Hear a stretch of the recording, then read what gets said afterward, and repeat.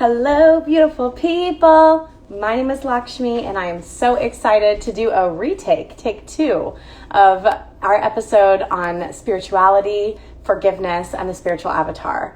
My beloved friend Laurent Weichberger will be joining us. He is a 35-year plus devotee of Meher Baba, who's a spiritual teacher born of Iranian parents out of India in the 1909. And he's going to be sharing with us more of his journey and how we can live a more spiritual path every day. So I'm really excited, and I'm excited to be here with all of you. And we're re-recording because yesterday's recording went MIA, and that is okay. Hello, wonderful human being. Hi. You okay? Yes, thank you for rejoining. I really appreciate it. You are a saint. A little bit louder. Okay. Beautiful. Hi, great to see you again. Yeah, you. 2 times in 1 week. I feel extra blessed. Well, as always, I'd love to start off this episode with a juicy question to get to know you and introduce you to the guests yet again. I gave a brief bio while we were connecting on you and what we'll be talking about today. And the question I have for you is, what is one of the most out of character things you've ever done? Out of character.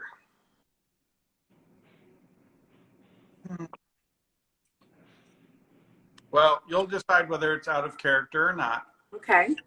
I was working when I was very young, about 18 years old, at the Big Apple Circus in New York. Oh, fun. I have a friend that works there. Yeah. And the theme of that particular season was 101 Arabian Nights. And so I working as part of the road crew and also as an usher to bring people to their seats and all that. And I decided for opening night, which was a big deal, I decided to get a turban. So I went to a Sikh who I knew how to shop in Manhattan, and I asked him if I could buy a turban. And I don't know if you've seen it, but a turban is quite long. It's a long piece of fabric, and he showed me how to wrap it and everything. So I bought the turban, I learned how to wrap it, and I wore that on opening night to the circus for my job. And the ringmaster saw me, and he didn't like it because he thought I was detracting from the show because I was, stealing his thunder or something like that by wearing this turban. So I only got to wear it one night. He didn't want me to wear it again. Yeah, I thought maybe you were going to say like for cultural appropriation reasons, but in the circus, everything goes in terms of like costumery and all I don't that know, stuff. but I went out on a limb. Yeah, I can't imagine you in a turban, but you also are, you practice a lot of different, more West Eastern spiritual practices. So it wouldn't be totally cuckoo for me to see you in something like that. So I wanted to kind of dive back into some of the juicy topics we were covering yesterday. And we started with forgiveness and we talked about spirituality. And something we didn't talk about, which I would love to, is to talk about living a spiritual life, but also being a human being that lives in America and pays taxes and has like a life and things to do. And how do you balance like being devoted to a spiritual path really deeply in yourself and in your life, and then also navigating the world and its ups and downs? Yeah, that's a great question. So, especially in Sufism, there's this notion of blending the practical life, spiritual life, that the mystic can own a shop. For example, the master of Hafez was a tar who was a perfume seller and had, a chemistry shop. The notion that the master or the disciple is fully engaged in and not running away from life is very important, especially in Meher Baba's tradition. And what Meher Baba says about it is that the key on the path of love is to be as loving as you can be. So you can be loving at work, you can be loving with your family, you can be loving. What Baba said is, if you love those who you cannot love, is to love me as I should be loved. So going the extra mile, that there's difficult people in the world. I can list many of them that I know, and yet still trying to be loving and compassionate to those people. That's practical spirituality. The other thing is, Baba said that you can't approach God through intellect alone. It doesn't work. You have to bring your heart to it. So he said that if you come with just your heart and you don't have your mind involved, that can be very slow. So the best thing, he said, is an integrated mind and heart. And the way I live that is I teach and write computer programming, and I teach computer programming. I write software. I'm a consultant. So I engage my mind, and I always know that that's not the goal. That's the practical means or the vehicle so that I can live a spiritual life. Because I have a wife and children, and I'm responsible. So I can do both. I can be spiritual and practical. I can use my mind and my heart. And Baba said the right way to do that is let the heart be the leader and the mind serve the heart. And the way that that works in my life is my heart says, focus on God, focus on Meher Baba, focus on loving. And my mind is serving that by providing.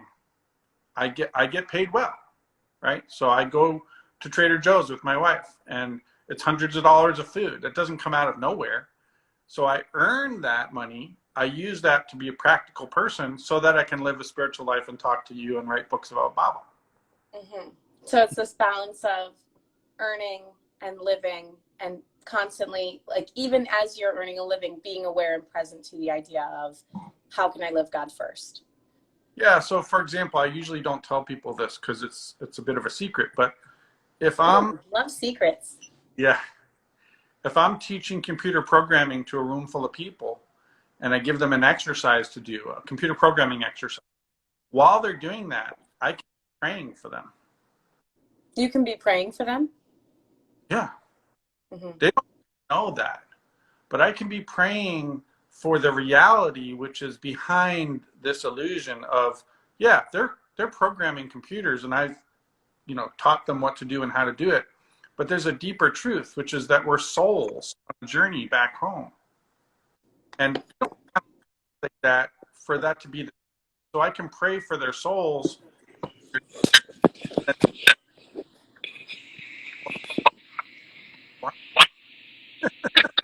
How can I can relate because I have a professional organizing company, and yes, I'm moving people's stuff around, and I'm going through their things, and I'm helping them declutter. But what I'm really doing is energetic work in the space, clearing the space. We set really clear intentions of, like, what do we want the energy of the home to be? And then the entire time I'm working in the home, I'm holding that energy in my heart. I'm holding that energy in my vibration. I'm putting it into the closet. I'm putting it into the drawers. I'm putting it into everything that I'm doing, so that it's like every single item has been permeated with this energy vibration, feeling that they want to have emanate throughout their entire home. And that's why it's so much more powerful than just like doing things unintentionally, Exactly. Yeah. But I am really curious about the disconnect, because I think there's a lot of people walking a spiritual path, but then simultaneously like doing very ungodly things, and I think that's why people have been really resistant to religion, and kind of you see a lot of churches declining in the last like 25-30 years, because people don't want to be a part of an oligarchy or a bureaucracy or a hypocrisy, and that's so prevalent, and that's something that you and I have talked about in relation to Meher Baba, who I see the picture of behind you, a new picture today. Yes. And how do you show people, I guess, that there are other spiritual paths that don't involve all of that noise? And how do you make sure that the spiritual path that you've chosen doesn't become that? Because it seems like even really pure and beautiful spiritual paths do turn into that often. Yeah, this is going to segue into talk about the avatar. So what happens traditionally, is if you take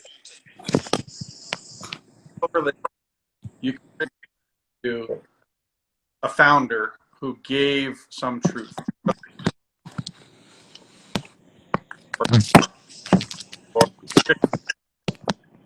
They're givers of wisdom, and take the life. He didn't write one. He could have written a book. He didn't. He didn't build one church. He went into the synagogue the existing church, because there were no Christians. He was Jewish. He went into the synagogue and said, your scriptures are telling you, our scriptures are telling you that the chosen one is coming.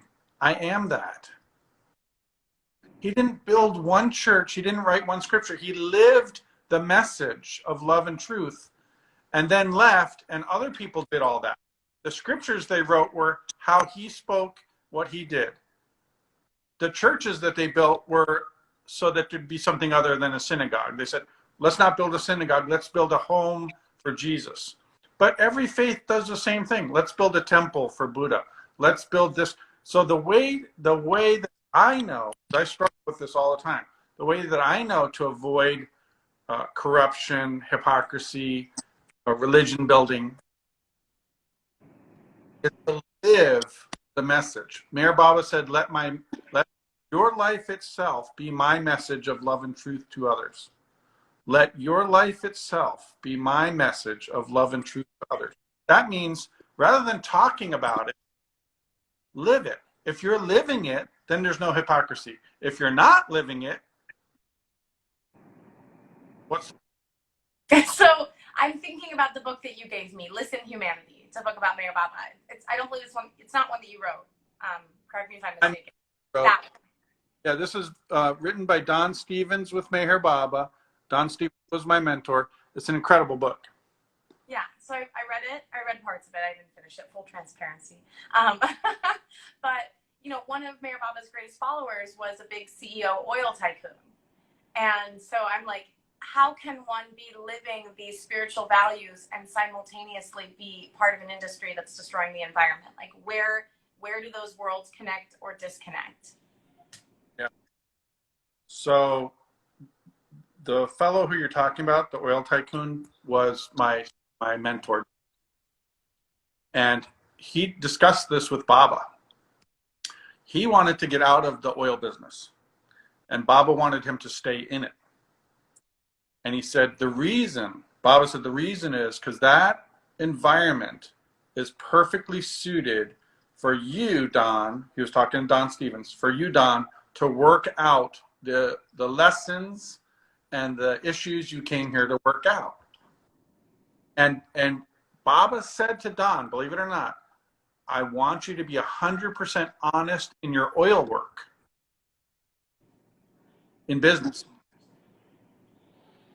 In my mind, I'm like, how does one do that? Because the work that it is, drilling into the Arctic, pumping oil through native lands. Like, we know all the horrible things that come with the petroleum industry. And Sure. Simultaneously, I own a vehicle and I drive it. So I'm part of the problem as well. I know it's a very, very tricky problem. But the point was that in his work with his boss would put him in tricky situations and say, Don, what should we do here? And Don was always coming up with the most wholesome answer, which might get him fired or kicked out. And what would happen is the boss would say, okay, Don, you're right. Let's do it your way. So then Baba would check on him and say, is your boss ever allowing you to be 100% honest? And Don said, yes, Baba, he is. So it's like, yes, you're right. So there's a level of industry on all levels which can be harmful to the environment, to people, and making that is not easy. I don't have the answer. I'm just saying that for me personally, something that is the right livelihood for you, whatever that is. I chose computer science. For me, that's a good one. Somebody may be against that for various reasons, and I would say, okay, well, I get that. So it's a very tricky thing you have to do something. So what is it that you're going to end up doing? I don't know the answer, but I think doing whatever you do with as much love as you can is part of the right solution. Yeah, I constantly share that quote that you shared with me, and is on a sign in the Well Springs National in Oregon where we met that says, when love doesn't work, try more love. That's Meher Baba. He said yes. that. Yes. It's a great quote. And even just hearing you say, love the people that you can't love, because immediately who comes to my mind is like Donald Trump, and like loving Donald Trump. I'm like, big challenge right now. It's a big challenge. And we talked about this yesterday, so I'll say it again. If you can get past what it looks like, and remember, even this guy, he's on the cover of this book, right? Even this guy who's acting out in a way right now that many Americans are horrified. He's playing a role that may be hard to understand, but even he has a soul, and even his soul is one of many souls. We're all really one with God. We're really all going home. So the role he's playing is different than his essence. Essence is a soul which is identical with God. It's hard to sometimes see that. Sometimes you need a headlamp and a pickaxe, as Steve Martin said, to find that, right? But you can find it if you go deep, right? You can find it if you go deep. And what we're being called upon right now to do in America and in the world, because you see it's worldwide right now, it's a worldwide awakening. We're called to shed the illusions and find the reality. And that can be a very painful process. Disillusionment. Shed the illusions and find the reality. It feels like we're living in a simulation right now with COVID-19 and the civil rights resurgence and the continued police brutality and now federal agent brutality of protesters advocating for an equal, just, and right world. Yes. And you saw that the Wall of Moms was successful and they're removing the federal agents from Portland. Yeah, I mean, the Wall of Moms, like, I don't want to give them too much credit. I think that that's good. I think it's important, but I think it was also like Kate Brown demanding. I think it was the mayor of Portland getting maced. I think it was all governors and Congress people from across the country saying this is making everything worse. It worked. So they asked Baba about this, about the world situation. They asked him, is it going to, how's this going to go? And he says, it's going to get worse. It's going to get much worse. And he died in the 60s? No. Died in 69, January of 69. Okay. There was already problems in the 60s, you know that, right? So race issues have been in America since America started, so yes. So he said it's going to get worse. It'll be violent. It'll be there'll be a lot of suffering. And he said, how will it end? People will become sick of it. They'll become sick of hating and they'll want to love. They'll become sick of being greedy and want to give, They'll be sick of all the toxic behaviors and transform themselves into loving spiritual people. But it's going to Lily Tomlin said it's going to get worse before it gets worse. There's a dark cloud, and that's what people are experiencing. And you can't just make that go away. You can't wish it away. It's like when you saw what happened in Charlottesville with Heather Heyer getting run over by a white supremacist. When I saw that, it was so horrifying, and I thought, well, that's been there all the time. That consciousness was there. That's that her getting killed by that white supremacist is a symptom. That's not the cause. That's a symptom. The cause is ignorance. The cause is hatred. The cause is being so far out of alignment. If you run your car over a peaceful protester, that's the opposite of oneness. And yet, that toxic behavior, people are waking up. It's just a slow, agonizing. And people like you and I are here to be midwives, the birth of the new humanity that Baba talks about. I am here to help birth the new humanity. I mean, that's what the Conscious Hotline is all about. We want to provide high-value, free content that elevates the consciousness of this planet and makes it accessible.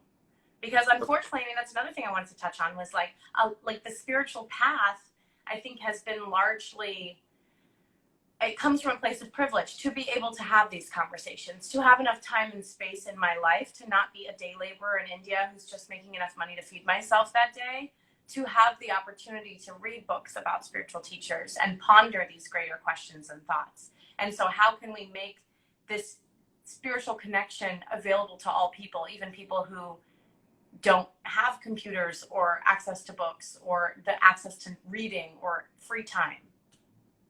That's right. But keep in mind, you've also arrived at this position in your life because of your karma. So it's not purely coincidental that you have this ability and other people don't. On some level, you learned, maybe you can't see it and maybe we don't know how. but it's not an accident that you have this experience. Yeah, no, I definitely believe that. I mean, my dad's very clear about like undoing generations of ancestral trauma so that we can live the life that we lived. I mean, even in juxtaposition to him, like he grew up in an orphanage in India. He didn't have shoes till he was 13. You know, I had my whole life. Yeah. Dad on, What was that? we should have your dad on the show. Yeah, he wouldn't. He's a shy guy, but he would have a lot to say. And he's really beautiful because he's Catholic Indian, but then practices Hinduism, practices like some Zen Buddhism, like has all his own philosophies and ideas and blends them all together in this like modge podge of spirituality that's like part voodoo, part pagan, but he'd never say that. You know, he's like, I'm a good Catholic.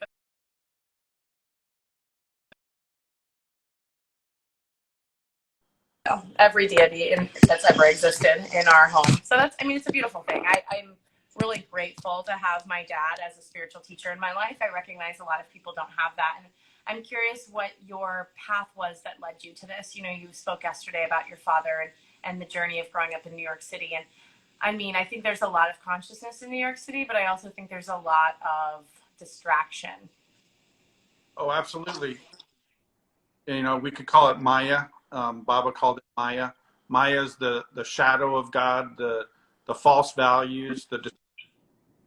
Wall Street's a good example of that, right? I grew up about a mile from Wall Street, where people are making millions or billions of dollars in a day. That's not my path. My path is the path of love. And how did I get there?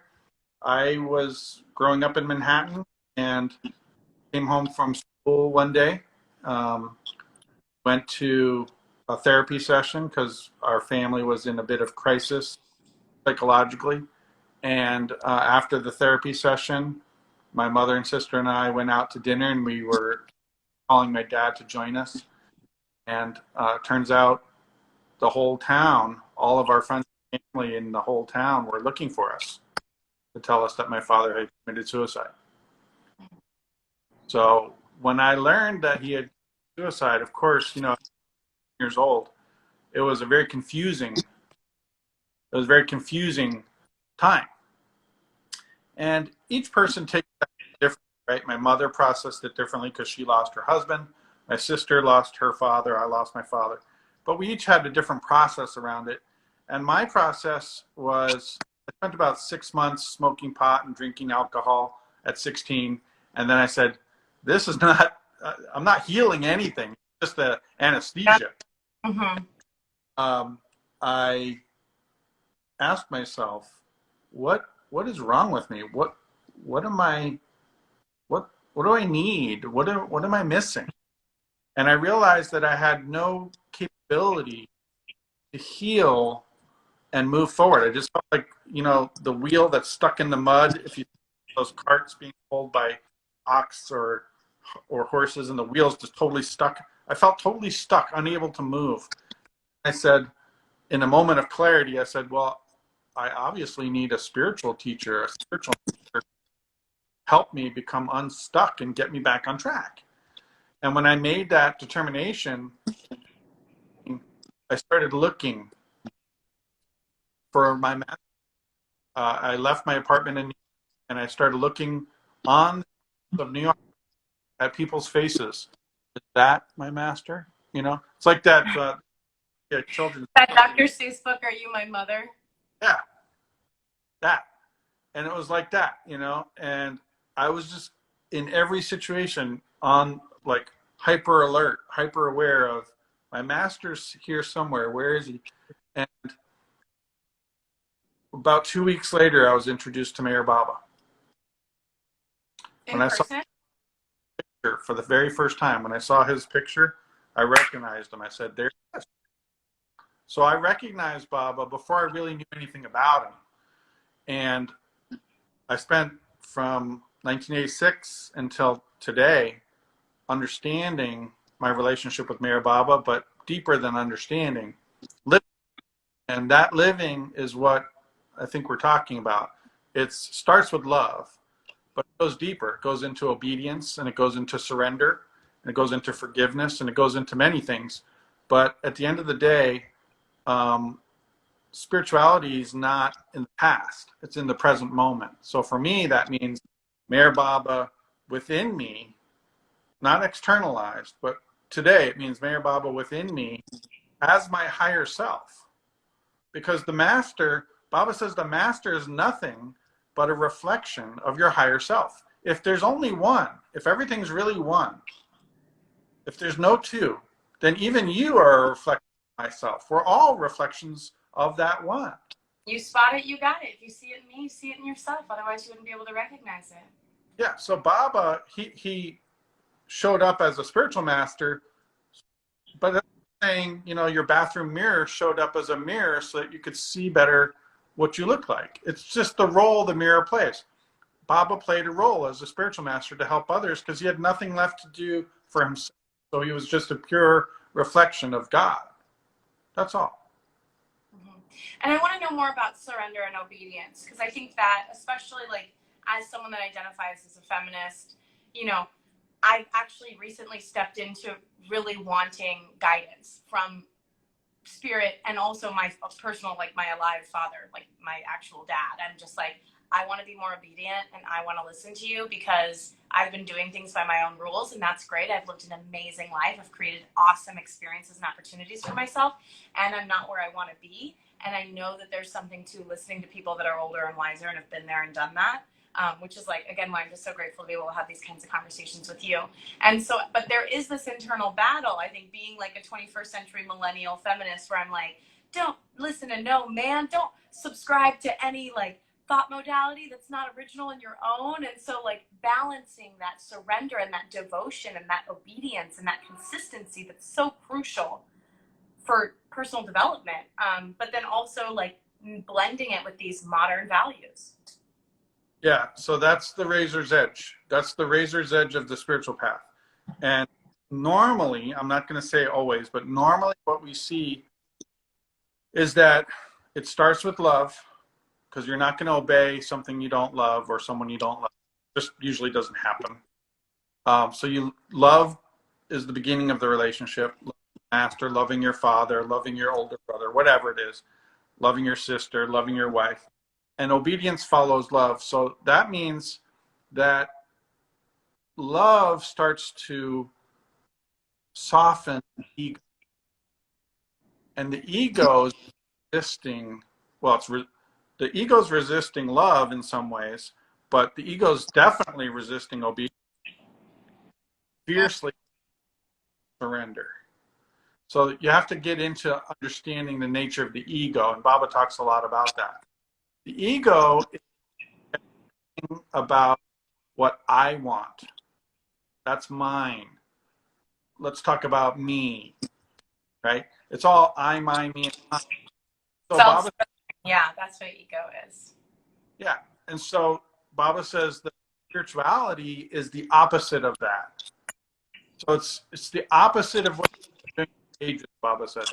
For ages and ages, you've been following those wishes: lust, greed, anger, hatred, jealousy, all the things that the ego says is, oh, let's do that, right? And if you look at prisoners, if you watch an interview of a prisoner, they'll talk about their ego's desires as if it's that they had to do it because they had the desire.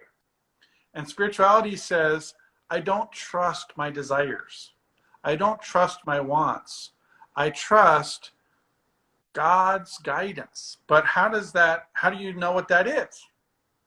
That comes from within your heart. So the voice deep in the heart, Baba says, the voice of God. That's the guidance that everybody has access to.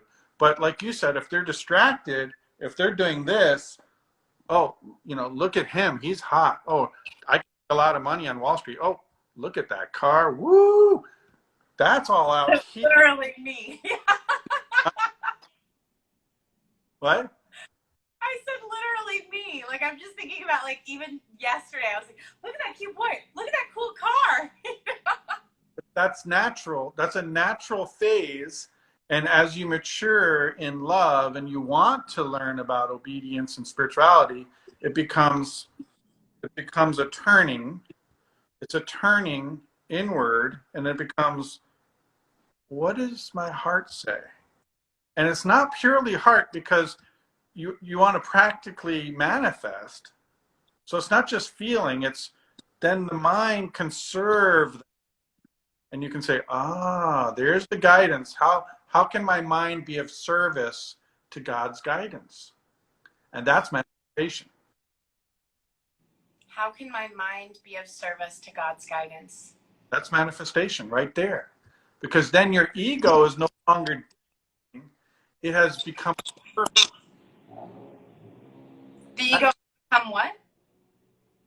The ego no is dictating. It's not the dictator anymore. The ego literally becomes a servant of the heart.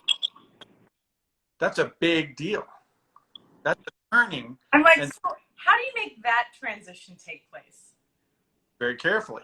Yeah, I'm like, that seems like years in the making. 34 years. Yeah. Yeah, every day I say, dear God, use me as your humble servant. May I be obedient enough to listen and wise enough to listen to your voice. Help heal my brothers and sisters on this planet. You know, use me as a vessel for your love. And like, that's my message. That's what I want to create in the world. That is a perfect way to start. And then you practice. And the way you practice is, I'll just tell you how I experience it. You practice by listening first. It starts with listening. Then God will give you guidance. But hearing it is not the same as obeying. Hearing it means you know the guidance. Obeying means you act on the guidance. Mm-hmm. So you have to take it from hearing it to embracing it deeply and to obey and act upon it. And then, believe it or not, give the results of it back to God. So it's full circle. Like give glory to God? The results themselves. So if you hold on to the results, then it's not really for God. It's for your ego. So whatever. Like Osho, who like had 54 Rolls Royces and that huge commune, because he amassed so much wealth for himself, would you say he was not giving it back to God? Yeah, he was a particularly, remember there are three kinds of masters. There's the kind that are saintly, the kind that are with God, and the imposters. He was an imposter. The kinds that are saintly, the kinds that are with God, and the imposters. Those are Baba said there are three kinds of masters. Saintly means they're not one with the truth, but they're advanced. They're spiritually advanced. And he gave examples like Sri Aurobindo, Kirpal Singh, other, and Hazrat Inayat Khan, right? Have you seen Hazrat Inayat Khan? Beautiful Sufi, right? I know of that, like that leader. He's a saint, you know, a saintly man. He wasn't one with the truth, but he was advanced. The like, second. Is Mother Teresa a saint? I don't know. But the Catholic Church turned her into a saint. But I know what Mayor Baba said about Hazrat Inayat Khan as a Sufi. But the idea is that you're either spiritually advanced, if you're a master, you're either spiritually advanced and you can help to a limited extent. You're one with the truth and you can help infinitely, right? Or you're fake because you don't have the ability to help. And somebody like Osho, unfortunately, he used to sit with Baba, with Mayor Baba. Take Baba's words and then bring them back to his ashram and pretend it was his words. He was just he would make believe that he was a master. And you can get followers and money, but it's not going to amount to anything. It's just a murder and a, jail case, court case. Anyway, on to brighter topics. So then when you get to the point where love and obedience is super right, surrender becomes a natural outcome. And surrender means literally saying, living, but saying, not what I want, but what God wants in this situation should happen. Like we talked about Jesus in the Garden of Gethsemane, right? He knows the end is near. He knows that they're trying to get him. And he says, if there's another way other than this crucifixion, that would be great. But if it has to be, not my will, but your will be done. Lord, let it be as you wish. That's a surrender. And the deeper surrender, as you go further on the path, the deeper surrenders are.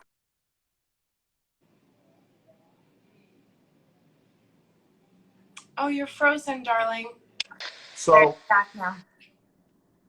I'll say the surrender is the spiritual path. The deeper surrenders become the spiritual path. So as you get closer and closer and closer, you get the deeper and deeper surrenders. And the final surrender, according to Mayor Bob, is surrendering your separate existence. The notion that you are anything other than the divine has to be surrendered. The separation itself has to be surrendered. Did that concept of oneness support you in forgiving your father for his untimely passing? I didn't go to that place of oneness. In all honesty, I was not capable of doing that. I went to a place of a type of knowledge that it wasn't about me, and that his anguish that caused him to commit suicide was worthy of my love and compassion. Not get to a place of oneness. Mm-hmm. I'm not self-realized, so I can't pretend to, I won't pretend that I'm doing things that I'm not doing. That doesn't help anybody. No, I appreciate that honesty. And it's also so humbling because you're 35 years and a dozen or so written books about the spiritual practice that you've dedicated so much of your life to, and you're still saying, I'm not self-realized. And I hear that, and I'm like, I believe you. I know that you're being honest. And I'm like, well, shit, if he's not self-realized, like, what does it take? Like, am I ever going to get there? You know, I joke, like, I've done all these workshops and trainings, and I mean, I'm a master of personal growth and development. I've definitely put in 10,000 plus hours, and I still have a ton of problems, and I still get triggered, and I still operate from a place of ego at times, and I still say and do things that are out of alignment with how I want to show up in the world, and I'm imperfect and human and flawed and all of those things, right? Yeah. So it's like, how do you keep going down this path that really never has an ending? Like, what is an end when you're a spiritual being having a human experience that's going to be reincarnated? It's a journey of lifetimes, and we don't know how many lifetimes we've been doing it. It's a journey of faith and trust, and that I don't need to know how many times, because I have deeper and deeper faith and trust in Baba that his timing is perfect timing, and I need to be patient.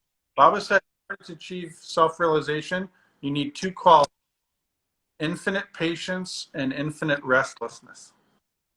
So I'm becoming more patient. It's not always easy. And I'm becoming more restless for the truth. Yeah. And when I get to that point where I can't live without the truth, I will have it. I know that. And I still get distracted, right?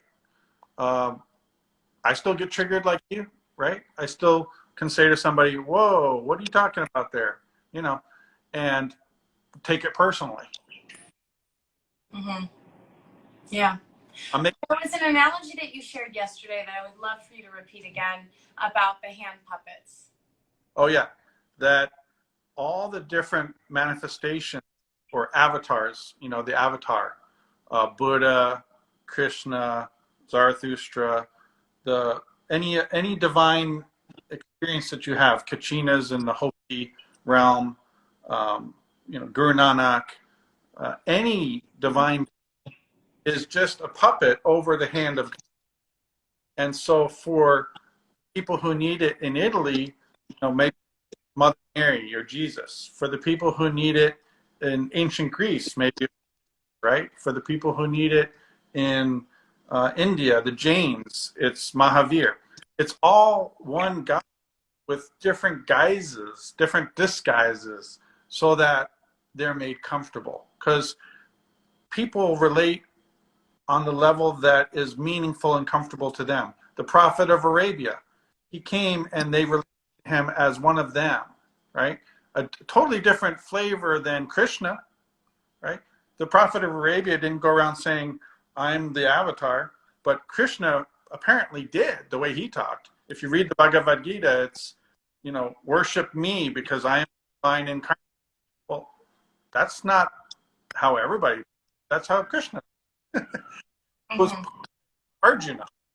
And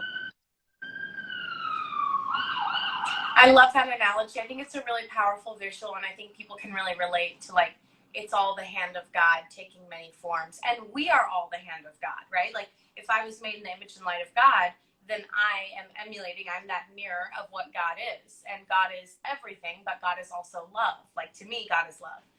And so, like, being able to recognize, I think there's so much divisiveness right now. And there's so much of, like, this is how it should be, or this is how it shouldn't be. And I mean, at the end of the day, you said, I'm restless for the truth. And me, I'm restless for justice. Like, I really want to see a world in which people are valued, honored, and respected for who they are and what they bring to the world, regardless of their race, religion, creed, socioeconomic status. And I do want to see reparations for African-American people in this country that have had to endure, decades and over a century of oppression, centuries of oppression. So that restlessness is really strong in me and in you and in the world right now. And so, I could talk to you for hours, but I would love to end today's call. And thank you again for doing a re-record with me due to technical challenges yesterday. But I would love to know, how, if you could magically make puppets for every person on this planet to have them access this spiritual nature, this oneness, how would you go about infusing the right puppet for all people in the world? Like, what would that look like to you? I would show them all the puppets that ever lived, and then remove all the puppets and let them have the experience that it's all really one. Yeah. That would probably heal some things. It would. And as servants of God, if we're aspiring to serve God in any way, the best we can do is help people return to oneness. And in any way that we can get that message across. And usually by telling them to come up towards us, it's by us going down to their level and reminding them gently, like I spoke about the redirection of the beautiful kindergarten teacher, Georgia Taylor, where she took the child's hands who was misbehaving and moved to something wholesome and said, now we're going to do this, and moved the child in ways that were wholesome and then backed away slowly. It can be like that. A very gentle, slow, conscious, loving, compassionate redirection. I do it on a regular basis. It's not easy. I do it with other people. When I consciously help people to find the right values, right? The right values. It's a journey. Yeah. Well, I think we're in the midst of a spiritual crisis, and I love the idea of presenting everyone with every spiritual puppet, as we've been calling them, that's ever walked this earth or existed in any sort of reality, and then removing them and showing them that there is really one God and it's all love. And as idealistic as it sounds, I pray that we're getting there. I pray that we're, going through this journey, and that we will create some sort of a big breakthrough and create heaven on earth as we were tasked to do. It's happening. It's happening right now. It's just that it feels like hell on earth, Laurent. They're both happening at the same time, and it's going to reach full circle, and then it'll shift. Well, I'm holding space for that in my heart. And I'm just so grateful that there are peace, love, spiritual warriors out there like you doing the good work. So, Jai Baba, thank you so much for your time and your wisdom. So blessed to know you and be able to receive your words of encouragement and blessings. And I just am so grateful to know you and love you. Thank you for having me. Absolutely. Talk to you later. Bye-bye.